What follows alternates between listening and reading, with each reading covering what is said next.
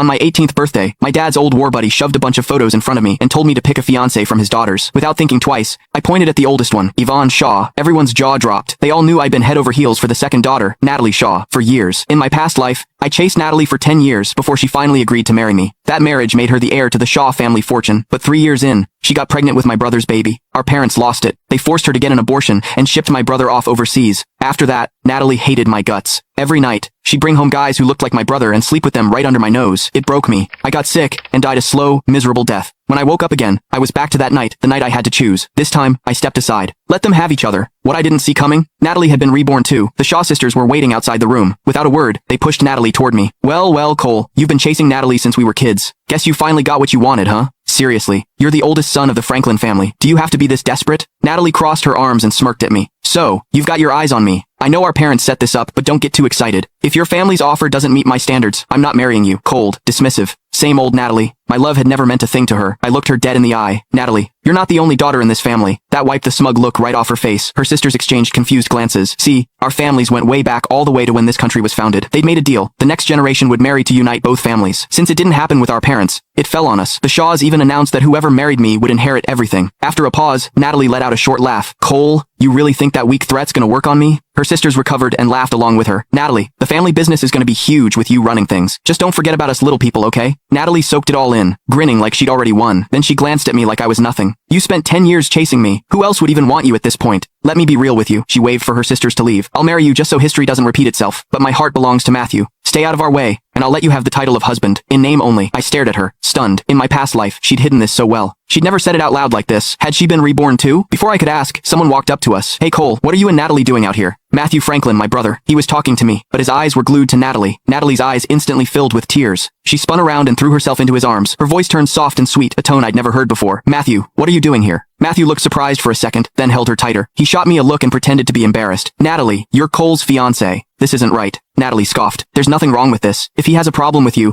he can forget about marrying me. She grabbed Matthew's hand and walked off without looking back. I rubbed Yvonne's photo between my fingers and smirked. Natalie, I was never planning to marry you anyway. The party was winding down. Most guests had left when Natalie and Matthew finally showed up again. Natalie had changed into a high-neck dress. Matthew had faint marks on his neck that told the whole story. The tension between them was so obvious, you could practically smell it. The old me would have lost it, stormed over, made a scene. But I'd seen this play out 100 times in my past life. I was numb to it now. I knocked back my drink and turned to leave. When Natalie saw I didn't care, she frowned. For the first time ever, she called out to me. Cole, what's your problem? I'm your fiancé. Matthew's your brother. You're just gonna leave without saying hi? Where are your manners? Apologize to us right now, or you're not getting your birthday present. She was holding a small ring box. Matthew took it from her and waved it in my face, smirking. Cole, Natalie had this made just for you.